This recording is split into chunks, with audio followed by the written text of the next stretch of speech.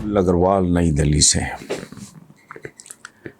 ان کی مجھے اصولاً میسج پڑھنا تو نہیں چاہیے، چونکہ انہوں نے ذرا زیادہ ہی تھوڑا احسان کر لیتے، آپ احساس کر لیتے راہوال اگروال صاحب کہ یہ آپ بطور مہمان آتے ہیں، جب آپ بات کرتے ہو کسی سے تو میرے گھر میں آ کے اگر آپ مجھے برا بھلا کہو گے تو آپ پہ جچے گا نہیں۔ میں تو اب بھی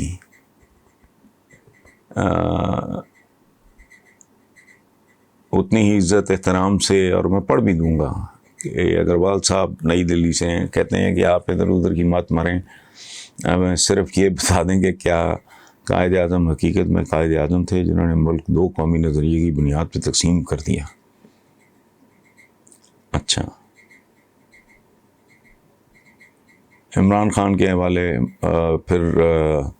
پھر عمران خان کے حوالے ملک کر دیا، ان کو کم از کم چیک کر لینا چاہیے تھا کہ اس شخص کی کوئی تیاری بھی ہے یا نہیں۔ افسوس آپ بھی چاپلوسی نہیں چھوڑتے۔ اچھا، میں یہ آپ اس سے زیادہ بھی اگروال صاحب بدتمیزی کریں گے تو یو آر موسٹ ویلکم، یہ آپ کا خیال ہے۔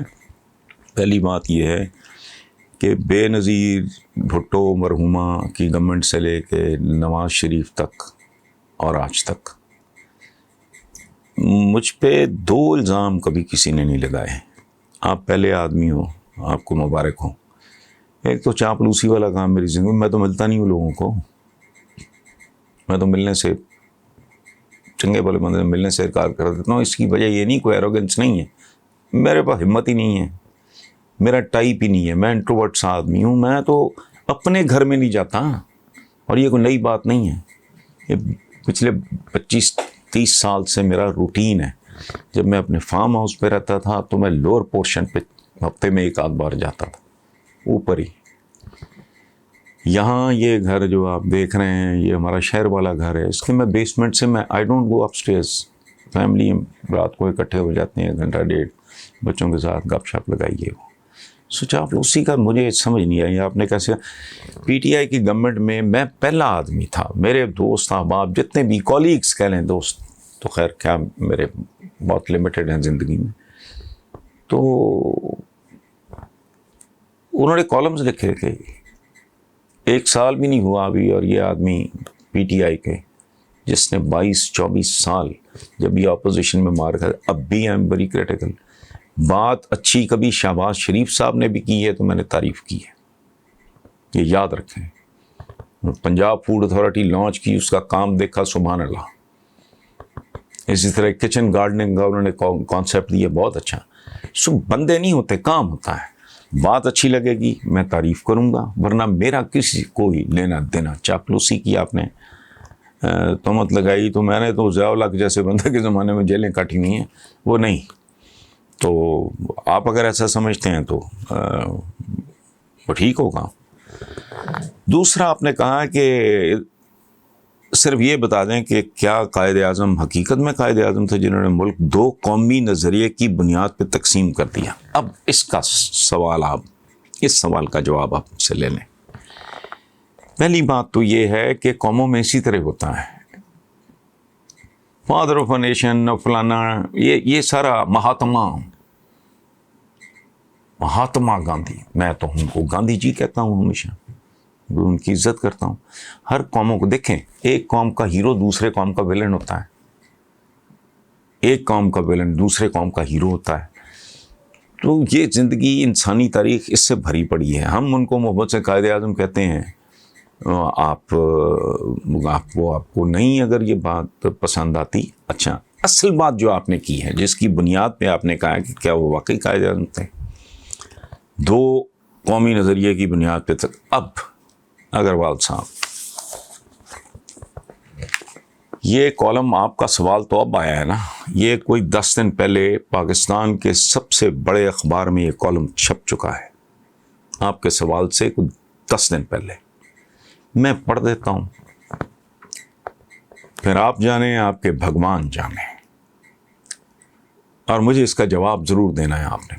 پھر میں مزید تفصیلات میں جاؤں گا۔ کالم میں ایک حد سے تجاوز نہیں آپ کرتے. اس کی لینتھ وغیرہ لوگوں کا اٹینشن سپین ذہن میں رکھنا ہوتا ہے. کوئی پی ایچ ڈی کا تھیسس تو ہے نہیں. کالم آپ سن لیں, جہاں جہاں آپ کو غلطی ہو اگر میں ثابت نہیں کر سکوں گا میں آپ سے معافی مانگوں گا. بصورت دیگر میں اس سے آگے جاؤں گا. حقائق یہ آپ ٹھنڈے دل سے سن لیں, آپ کو سمجھ آ جائے گی. اس کالم کا عنوان ہے, جسے شائع ہوئے بھی 15 دن ہو گئے, مودی مائنڈ سیٹ چند حقائق. یہ عنوان ہے, شائع شدہ نہیں, یہ میں اسکرپٹ اپنے پبلشر کے لیے میں رکھ چھوڑتا ہوں. نریندر مودی کے سیاسی کیمرہ ٹرکس پہ خوش ہونے کی ضرورت نہیں. یہ بات دھیان میں رہنی چاہیے کہ مودی مائنڈ سیٹ نہ راتوں رات تعمیر ہوتا ہے نہ اوور نائٹ تبدیل ہوتا ہے, کیونکہ ایسے مائنڈ سیٹ کے پیچھے ایک طویل تاریخ ہوتی ہے, اور کوئی سیاستدان اس رسی کو کیسے کاٹ سکتا ہے جس پہ چلتے ہوئے وہ وزارت عظمیٰ تک پہنچتا ہے. RN نگروال اپنی کتاب, میں کسی مسلمان کا حوالہ نہیں دے رہا بھائی صاحب, اور کمال کی بات ہے یہ بھی اگروال ہیں, اب آپ نیٹ پہ بیٹھیں اور ڈھونڈیں. RN نگروال اپنی کتاب نیشنل موومنٹ میں لکھتے ہیں کہ 1917 سے ہی ساورکر نے ہندو راشٹر نظریہ کا پرچار کرنا شروع کر دیا تھا. اس نے ہندوؤں کو یہ تلقین شروع کر دی تھی کہ تمام تر اقتدار پر قبضہ کر کے ہی سچے اور خالص ہندو راج کی بنیاد رکھنا ہوگی. مسلمانوں کا ہندوستان میں کوئی مستقبل نہیں ہے, اور اگر کچھ ہے تو محض ایک اقلیت کا. اور یاد رہے کہ یہ انداز فکر صرف ساورکر کا ہی نہیں, ہندوؤں کے بے تاج بادشاہ کہلانے سے پہلے, ساورکر صاحب کی بات کر رہا ہوں, دیگر بہت سے ہندو رہنما بھی اس نظریے کا پرچار کرتے رہے تھے. مسلمانوں کے خلاف نفرت اور حقارت کا اظہار ہوتا رہتا تھا. دیانند سرسوتی نے بھی ہندوؤں کی ایک تحریک آریہ سماج کے نام سے شروع کی, جو شمالی ہندوستان کے ہندوؤں میں بہت مقبول ہوئی تھی. ہندو مہاسبھا کے رہنما اور صدر شنکر اچاریہ نے یہ اعلان کیا تھا, کوٹ ان کوٹ, ہندوستان صرف ہندوؤں کا ہے, مسلمان یہاں مہمان ہیں اور ان کو یہاں رہنا ہے تو انہیں مہمانوں کی طرح ہی رہنا ہوگا. انڈین سول سروس کے ایک انتہائی ممتاز ممبر ہردیل نے بھی یہی رائے زیادہ باشگاف انداز میں کچھ یوں بیان کی, کوٹ, سوراج حاصل کرنے کے لیے ہمیں مسلمانوں کی مدد کی ضرورت نہیں, مشترکہ راج قائم کرنے کی ہماری کوئی خواہش نہیں.